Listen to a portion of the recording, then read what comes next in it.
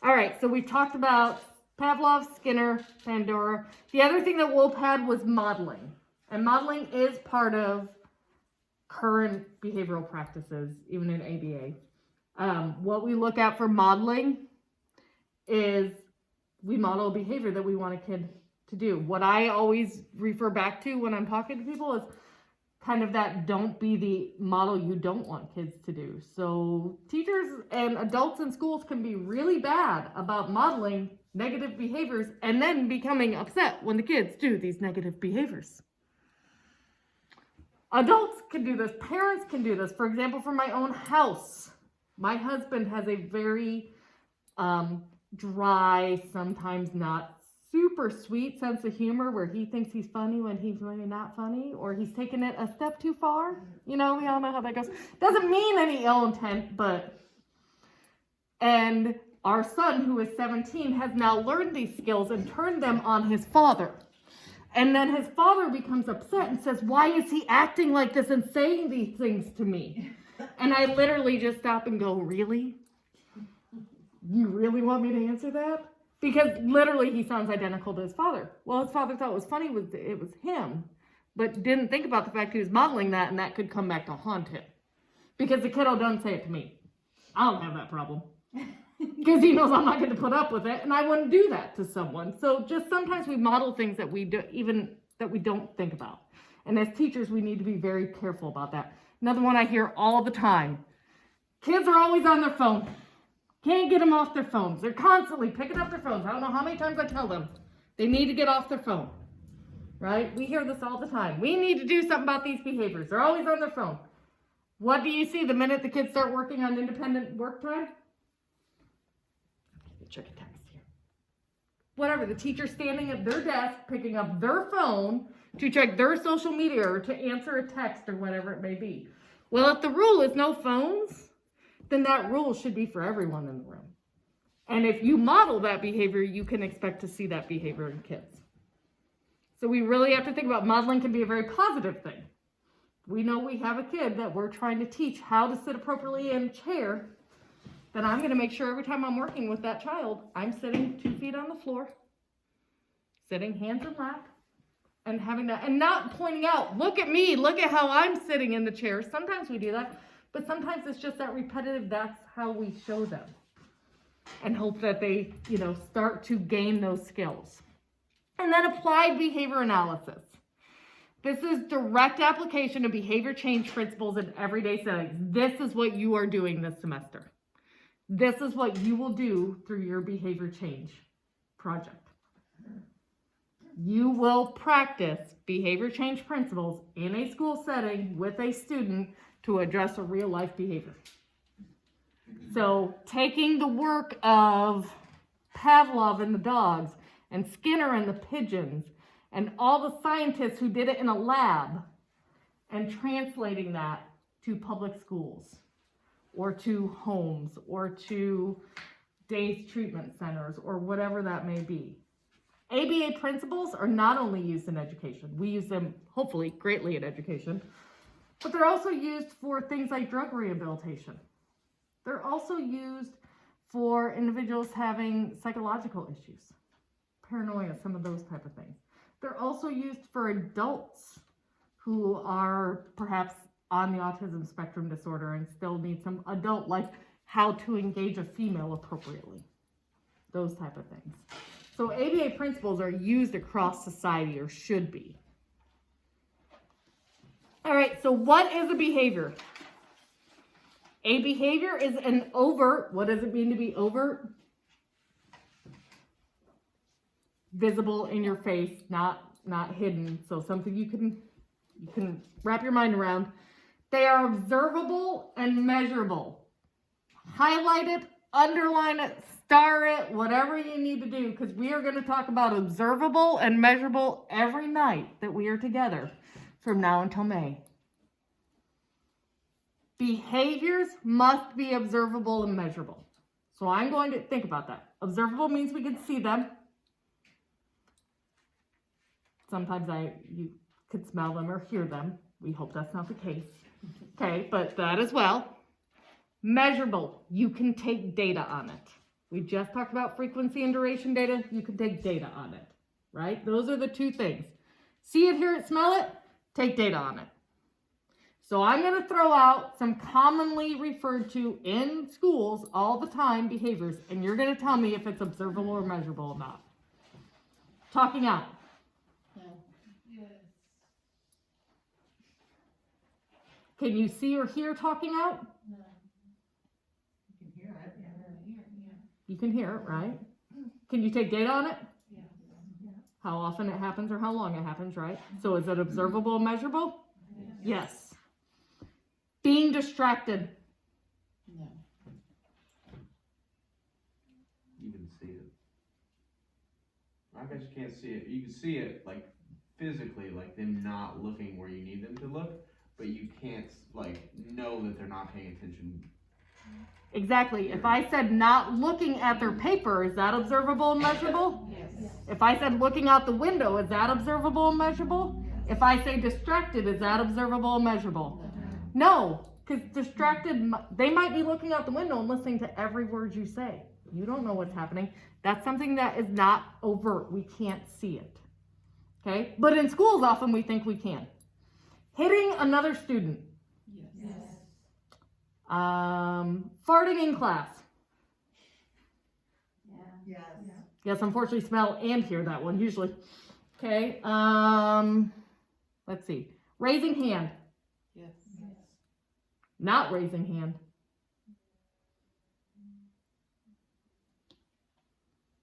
I would say no, because how do you know that they?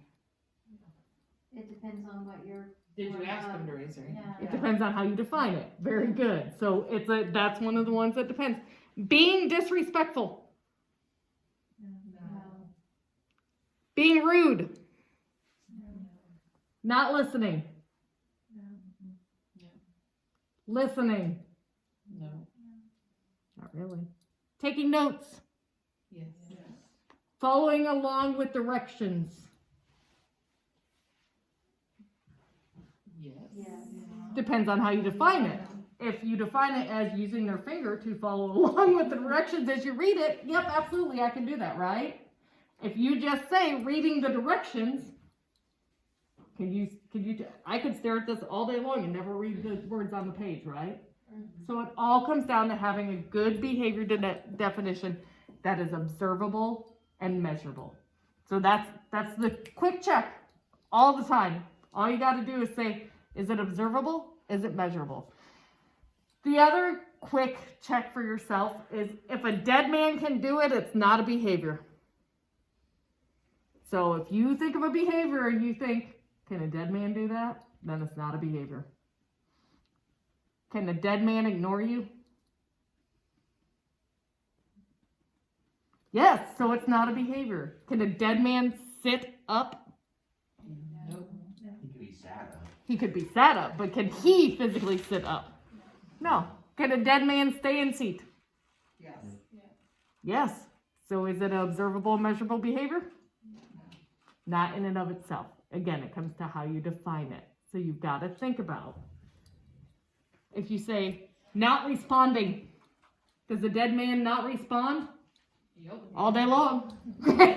So that's not. Instead, you would want to say something along the lines of, first, we want to focus on the positive. So responding is what we would want to be taking data on, hopefully. And you'd have to define that as what does that look like. Okay, so those are your two checks. You can go with, can I see it, hear it, smell it, and can I take data on it? And or, can a dead man do it? Stimuli are events or activities that happen in the environment that form a relationship with a behavior. So, certain activities and environment will form behaviors. You guys have been coming here for what? This is semester 4, 3, 4, 4. Although summer you didn't have to come here, but okay. How many of you have a routine from going from school to coming here? How many of you have a routine that involves in some way reinforcing yourself for coming here? Stopping and getting a favorite food, making sure you've got a Coke, having a smoke before you leave the house, having a drink when you get home to the house. I have formed this, and I only come half as often as you guys, because I only teach one of the 2 classes usually. I get a Starbucks before I leave town to drive to Newton. I don't usually drink Starbucks at all because I don't want the calories. Not that I couldn't drink it every day, but I try to avoid the calories. But it is my treat for getting in the car and driving an hour each way.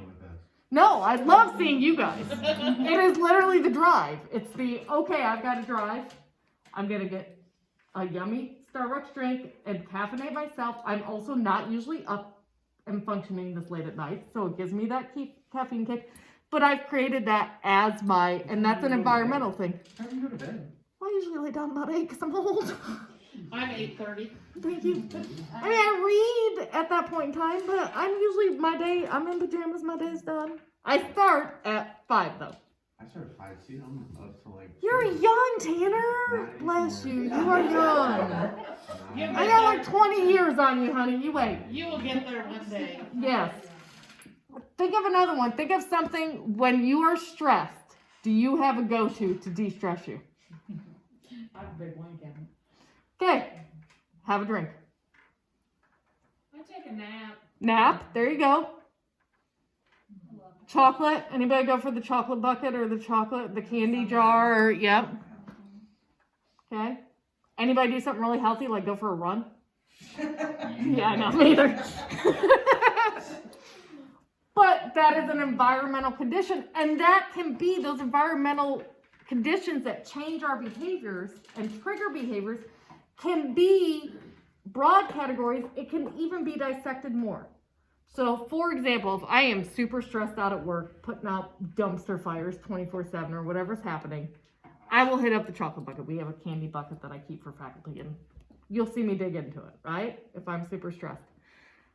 On the other hand, I have an aging parent who has spent a lot of the last 6 months almost in and out of the hospital in the nursing home. When he goes in the hospital, I don't eat for days. However many days he's in the hospital, I live off bananas and coffee. Don't ask why. Don't know. Only thing I can tolerate. So stressors, but there are 2 very different kind of stressors. Those kind of everyday life stressors versus those big stressors give me 2 different reactions, and they trigger 2 different behaviors. But we have to look, behavior doesn't happen in a vacuum. It happens in environments. It happens in societies. It happens in locations. We've got to take all that into account when we're looking at those behaviors and trying to figure out why it's happening. That's the stimuli piece. You guys, we just went through this. Antecedents are stimuli that happened before. Consequences are events or changes in that environment that follow. And again, the key, you guys did a great job with this. Consequences are not always negative. We just got to remember it's just what happens next. We as a society have broadened this term to mean something bad. And it really isn't the case. It could be something really great. I brought my homework to school, signed from my teacher. I showed it to my teacher. She gave me a sticker. That sticker is a consequence. That's a good thing, but it's a consequence. So the ABCs, you guys should remember this from last semester. When this happens, the student does this in order to get or avoid this. This is the statement that also is known as function of behavior. You are going to need to write this statement both for your FBA and your behavior change.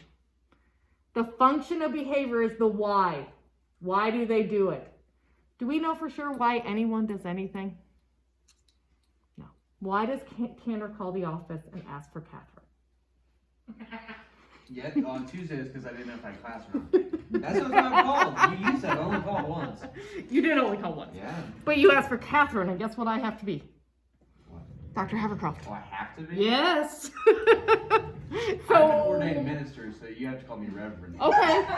I'll do that. I'm legit. Reverend Tanner. That's sticking for the next 3 years, folks. Good deal. That's gonna be fun. All right. So function of behavior. Why does something happen? We don't know for sure. Tanner says that he called because he needed to know if he had class. It could have been that he just missed me. Could have been that he wanted to talk to Ryan. We just have to take his word for it. It was neat getting to hear a voice to a name. I heard that name. It was nice to talk to him. You met him. Did I? Yes, when you came in to do the paperwork, he was there. I fall down. Oh, So, function we never truly know. It is always an educated guess. But we have to make that guess because we have to match our interventions to the function, to the why we think they're doing it. So this statement, star it, because you're going to have to write statements like this.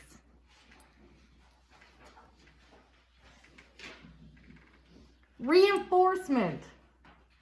A reinforcement can be positive or negative. A reinforcement simply maintains or increases the behavior. So I'll give you an example of a positive one or a reinforcement that increases positive behavior and a reinforcement that increases a negative behavior. Positive behavior. Study really hard for a test. Get an A. That A reinforces you to study next time. Okay, positive. Student gets in trouble during class. Teacher takes away recess. Student does it again the next day and the next day. So taking away recess is actually reinforcing them getting in trouble for some reason. They want to stay inside or they want one-on-one attention. Okay, so it is reinforcing that. Punishment. Punishment also can increase, punishment always decreases behavior. Okay, so reinforcement always increases behavior. Punishment always decreases behavior. It decreases the probability. It decreases or eliminates the rate. Prompting and cueing, this is what you'll have a really hard time not doing during baseline. Because as teachers, we prompt, we cue, we say. Kid can't sound something out, we start doing the beginning letters as a cue, right? Sat, good job, wonderful. Right? Or we prompt. Okay, I need you to focus over here. Follow my finger, focus here. Everybody, follow, focus. That's what we do. That's what you can't do during baseline data collection, so that's really, really hard. You think now and you're like, but it really is. There are some natural ones, there are verbal, there are gestural. Can you think of a gestural one that is regularly? A nod of the head. Huh? A nod of the head. What else? Even a smile. A smile could be, although anymore we can't tell. Clearing of throat. Clearing of throat. Some schools will have actual gestures for different things that they have actually trained their kids. So like this would mean everybody's quiet. So where we used to turn off lights, now we just do this. They do that Or- at our elementary school. They have to hold like 2 fingers or 3 fingers Mhm. for what zone they're in. Those are all gestural. Put a bubble in it. Again, you can't see with the mask anymore, but those are all gestural ones. And then modeling and physical. Some basic assumptions, and this is really important to really think about and internalize. Behaviors are learned. So when that parent comes to you and goes, I have no idea why they're doing that. They didn't learn it at my house. They learned it somewhere. Okay? Behaviors don't spontaneously happen. Babies cry more because it gets them something they want or they are physically in pain. But it is a learned behavior. Okay? Kids blurt out because it has been learned. You can say, no, we've been working on that all year. But you know what? If you give them attention every time they blurt out, then you are reinforcing that behavior. It's a learned behavior. So whatever we do is learned. Anything that is learned, a replacement behavior can be learned in its place. I don't want to say it can be unlearned, which you'll hear people say, anything can be learned, can be unlearned. You still know it. It's still back there somewhere. But you can learn a new behavior to take the place of it. Most behaviors are stimulus specific. Again, looking at those antecedents and consequences. Stimulus specific. Behaviors can be taught, changed, and modified. That's what you're going to do this semester. You are going to modify behaviors. That is what you will spend a lot of your career as special educators doing, modifying behaviors. Behavior change programs. This is a program that you're going to be putting together for your study. Okay? It's also programs you're going to use when you have your own classroom and you're setting up your positive behavior support expectations and you're setting up your token economies or your group contingencies. So this is something you'll use this semester and you'll use for many, many years to come. It should be specific and clearly defined. I always bring up when I taught at the high school and we had 86 or something rules. And some of them had 86A and 86B and 52A, B, and C. So really there were like 150 rules or something. That's not specific or clearly defined. They were just things like being disrespectful. And kids would get detention, and that was number 17 on the list. A, that's too many. B, it's not clearly defined. C, it's not specific. Must be individualized, so if you're doing behavior modification for an individual student, you need to individualize the plan. And that's what you will do for your target students. It needs to focus on the here and now. Okay, so yes, my ultimate goal is for them to be a productive part of society. Right now, I need them to be able to sit in their chair for 10 minutes at a time so we can do an activity. Okay, focus on the here and now. What can we function? What can we work on right now? Focus on the child's environment. When we say that, we're talking about the child's environment at school.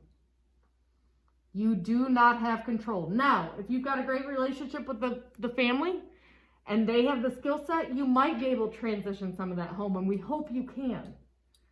But it's really hard to also understand we get these kids for 7.5 hours a day, 5 days a week. We can't control the rest of that. Okay, and it's a hard thing to accept, but it is a reality. Focus on reinforcements and positive behavior supports. So, reinforcing with things they like, incentives, whether they be verbal, tactile, toys, whatever. And positive behavior sports, stating things in positive ways, expectations. 3 to 5, positively stated expectations. What this means is you need to throw all those rules out the window. All those can'ts, won't, shouldn't out the window. Because one, if you've got a kid who is real behavioral, you just gave them ideas. Okay, so you got to think about that. Some of our kids will actually use that as a challenge. So instead, let's challenge them to do the positive things like be prepared. That'd be a better idea. You also, punishment, there's research after research, folks. Punishment doesn't work. Think about our justice system. If punishment worked, if jail worked, we wouldn't have so many people who end up back there again and again and are reincarcerated. Positive behavior supports works. Reinforcing individuals for doing the right thing works. So we've got to focus on that. All right, quick quiz. You can just write it down or you can keep it in your head. Doesn't matter. I'll read it, figure out what you think, and then we'll do the answer. Fact or myth? So not true or false, fact or myth. Changing another person's behavior is coercive. Fact or myth? You just yell it out, not yell because they're still learning, but say it out loud. Fact or myth? Changing another person's behavior is coercive. Does that mean like persuasive? Yes. Okay. Basically it means, are you manipulating another person? Fact. Fact. No, fact.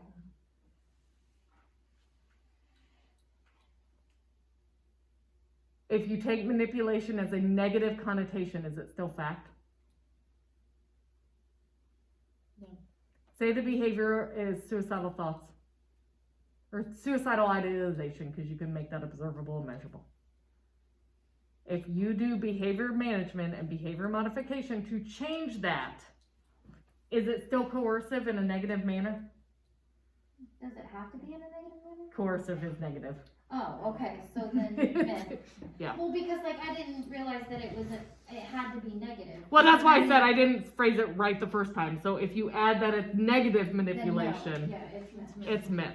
But this is a common argument for behavior modification and positive behavior supports, folks. Teachers say it all the time. That's coercive to change someone else's behavior.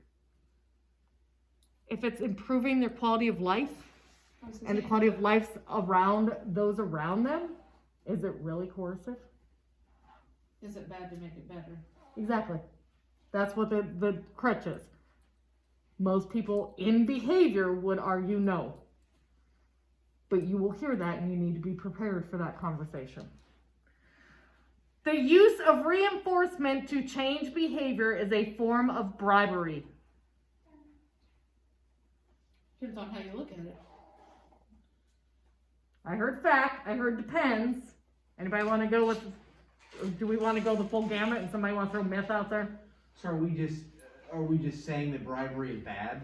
We are. Okay. Then it's myth, because it's not.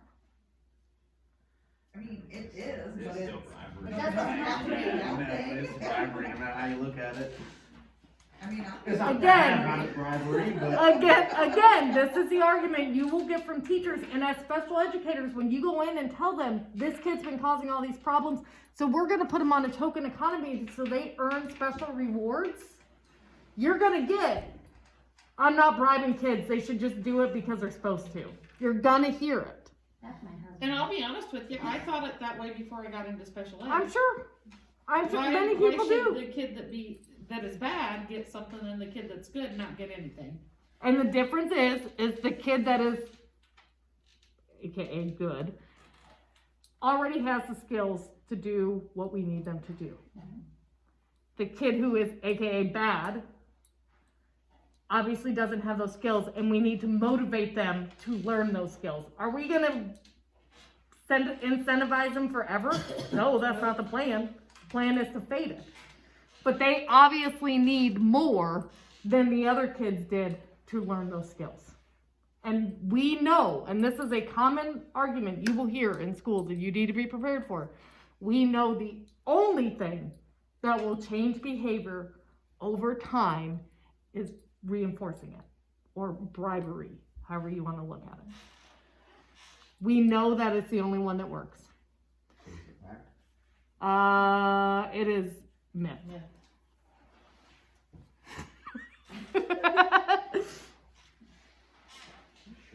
It's not The bribery, idea- it's no, the positive idea- reinforcement. The idea is bribery is a straight, you do this because I want you to, I give you something. Positive reinforcement is teaching a new skill set and fading that reinforcement over time.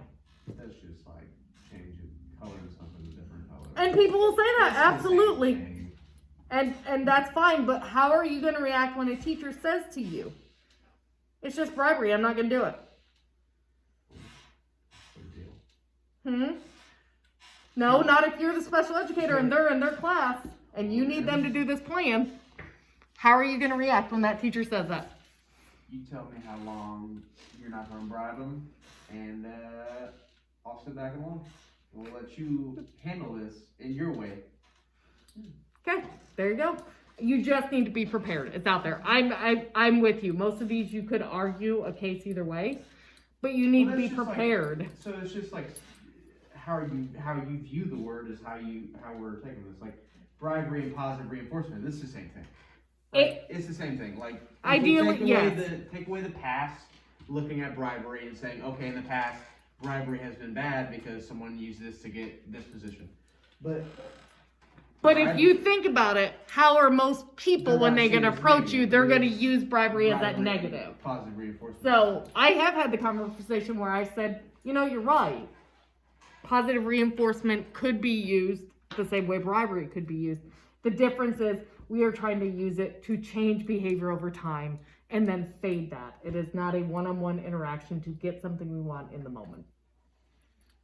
You know, if somebody was really stuck on the word bribery, I've said, okay, I won't argue with you. So you just need to be prepared for those conversations. Children will learn to behave appropriately only for reinforcement.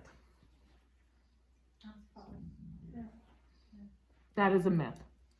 Kids may need additional reinforcement, but eventually you can fade that. Now, the other way you could look at that one, you could call it a fact. But you could exchange children for adults. Adults will learn to behave appropriately only for reinforcement. How many of us, because teachers have this tendency, Tanner might be our outlier, teachers have this tendency, no, in a good way, but Tanner might be our outlier, to be people-pleasing, to be rule followers. Why are we that way? Because across our lives, we have been positively reinforced for following the rules, being the good kid, being the people-pleaser. So you could make the same argument for adults. The reason we do the things we do is because in one way or another, we've been positively reinforced across our lives. Do you have that need to be the people pleaser? Sometimes. So that means in certain situations, you have been positively reinforced and it works. In other situations, it has not worked for you, so you don't feel the need. I just want to deal with people. You know what I mean? And that's because you have not. When positive reinforcement is like, I just want to deal with their shit. You know? I do understand Yeah. completely. Yeah, it's like, you know, why to go to church and be the guy that's in there like, that's wrong. And then he's just like. That's not usually positive from the back. You don't get a Yeah. lot of positive reinforcement for that one. I object in the middle of church, you know? No, but you would make a lot of people laugh, I guarantee you. He does anymore. Yeah, though they wouldn't laugh. Speaking of old people, Dr. Lucas said tell you hi. The associate dean, he came down to meet with us. Whatever. Said to tell me hi? Yeah, I think no, because you're the only male, so you're the only one he Oh, okay. remembers. So when I said I'm going to noon, he's like, tell Tanner I said hi. I said, okay. In like, not a mean way. But in No! like a way that like, Nope. I have No, Peter no- doesn't remember any of the rest of us because he's a. If it makes you white feel man. better, I don't even remember what he looks like. I know you don't. So maybe it's because he pities you because you're in here with all of us. That could very well be. That could very well We be. all talked a bunch of shit Tuesday. Yeah. All right. Children should work. I was on time. I was 5 minutes early. Sorry. You're fine. Children should work for intrinsic reinforcers. Intrinsic reinforcers being, I should work to get the A just because internally I think it's important to get the A. I should do the right thing just because I know it's going to make me feel like a better person internally, even if nobody notices it. Some don't have that kind of background. They don't have Should? that. Yes. But do It's they? factor Do they? in. I was gonna say, if they have to. Not always. No. One of the arguments you'll hear for positive reinforcements is kids shouldn't need outside reinforcement. They should just do it because they're supposed to, because it's the right thing. Okay, but then the thing I get with all this people complaining about reinforcements and stuff like that, we all have jobs. We go only because they reinforce us with the paycheck. Yes. Thank you. I use that all the time when I work with teachers and have the same argument with teachers all the time. And I say, I love my job. I love the people I work with. If I was not getting paid once a month, I would not show up. Like, I'd find something else to do with my time. You may love kids, but if you're not getting paid, are you showing up at school at 7:38 a.m. every day to put up with their stuff? No. Maybe a few days, but that's called volunteering. So, yes, it is the exact same thing, but a lot of times adults don't see it that way. And many of us have gotten to the point that, yes, we do many things in society just because we know it's the right thing. You see somebody struggling to cross the street, you run over and help. Somebody Baker Mayfield has 20 bags in his hands trying to get through the door, you open the door for him. Those type of things. But that's because over time we've been positively reinforced. We just don't remember it. You know, when we did that at 12, somebody said, oh, that was so kind of you. We thought, oh, that was a good thing. Okay, good. But we don't remember it because it was such a small moment in time. So, yes, it would be awesome if every kid could just have those intrinsic motivators and be good to go, but that's not the reality. Those grow over time, and many of our kids do not have that, and they need those outside reinforcers. So basically, these are all myths. Yeah. They all can be, but they can all be facts too, and that's why you've got to be aware, because people will use them in You that gotta manner. look at everything. You just gotta think Perspective. they're all different. You said All- this one. All children should be treated in the same way. That's a fact. Is it? I think all children should be respected, but should their behavior be treated in the same way? No. Absolutely. All children should be respected, right? And cared for. And taught. But does every child need the same thing in the same way?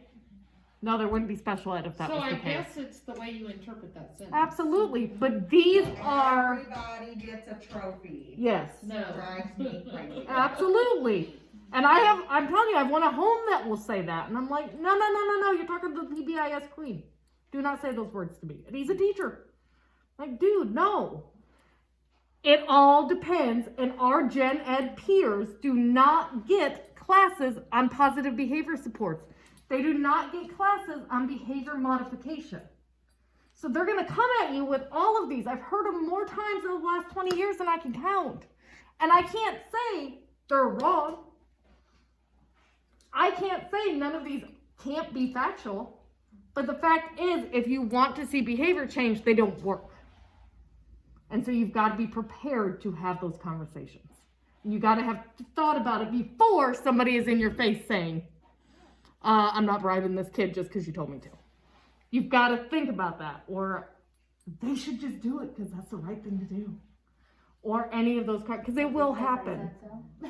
Or because I said so. Or because everybody knows they're supposed to. Or because those things are going to happen, and you as special educators have to advocate for your kids and what they need. And many, many, many of our kids need, I believe all kids should be getting positive reinforcement, but many of ours need a much more visual, tangible version. I can see, like, relate to one of these today because we have a student that started flipping me off when I tell him to go get in line for lunch.